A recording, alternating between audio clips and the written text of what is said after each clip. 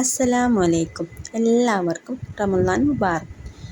റമളാനൊക്കെ ആയതുകൊണ്ട് നമുക്ക് പലച്ചക്ക് കഴിക്കാൻ പറ്റിയ ഒരു മീനച്ചാറാണ് കേട്ടോ ഉണ്ടാക്കാൻ പോകുന്നത്. കഴുകി വൃത്തിയാക്കി ചെറിയ ചെറിയ കഷ്ണങ്ങളാക്കി അരിഞ്ഞെടുത്തിട്ടുണ്ട് കേട്ടോ.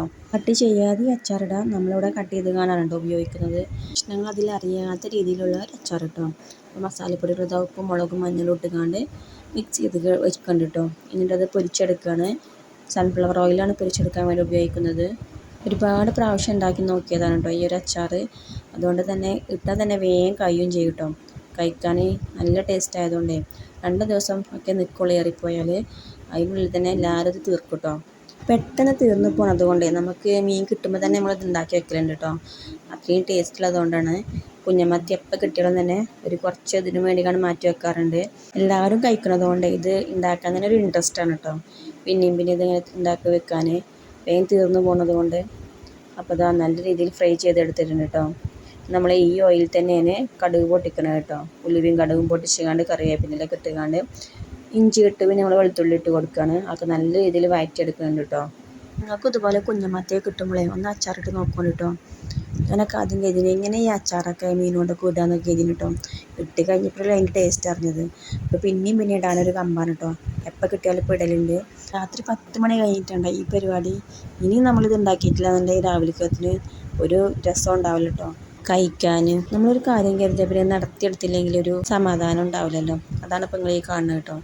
ഇത്ര വയ്യാലും കുഴപ്പമില്ല, അച്ചാറിട്ടിട്ടേ കിടക്കുള്ളൂ എന്നുള്ളൊരു വാശിയാണ് കേട്ടോ ഇങ്ങനെ ഇടാൻ കൂടി തരുന്നത്.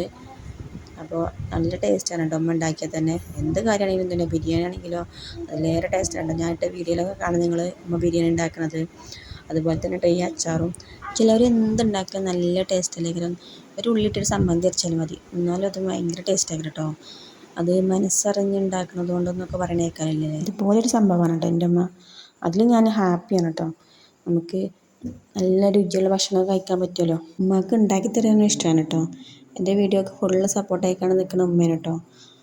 ഉമ്മേനെ വീഡിയോ എടുക്കാൻ നമുക്ക് വീഡിയോ ഇടാമെന്നൊക്കെ പറഞ്ഞുകൊണ്ടേ എപ്പോഴും എന്നെ മോട്ടിവേറ്റ് ചെയ്യണം എൻ്റെ ഉമ്മേനെ. അപ്പോൾ ഇതൊക്കെ കഴിഞ്ഞാൽ പിന്നെയുള്ള പരിപാടി ക്ലീനിങ് ആണ്. അതെൻ്റെ പരിപാടിയാണ് കേട്ടോ. ഓയിലായിട്ടും കടുക് പൊട്ടിത്തെറിച്ചിട്ടും പിന്നെ നമ്മൾ എടുത്തിലേറെ പാത്രങ്ങളൊക്കെ മോറാനുണ്ടാവും കേട്ടോ. അപ്പോൾ നമ്മളെ മീനച്ചാറ് ഇഷ്ടപ്പെട്ടാൽ ലൈക്ക് ചെയ്യാൻ മറക്കരുത്. നോമ്പ് തുറന്നിട്ടൊക്കെ തിന്നണം കേട്ടോ ഈ ഒരു സാധനം. നമുക്ക് എരുള്ളിൽ എന്തെങ്കിലും കഴിക്കാനല്ലെങ്കിൽ ബുദ്ധി ഇതൊക്കെ കഴിച്ചാൽ നല്ല ടേസ്റ്റ് അല്ലെങ്കിലും ഒരു കഞ്ഞിയൊക്കെ കൂട്ടിക്കാണ്ടേ കുടിക്കാനാണെങ്കിലോ സംഭവം ഉസാറായില്ലേ. ഇതിലൊക്കെ ഇട്ട് വെക്കുന്നുണ്ട്. 2 ദിവസം ഉണ്ടാവില്ല കേട്ടോ. അതിന് മുന്നേ തീർത്തിക്കും.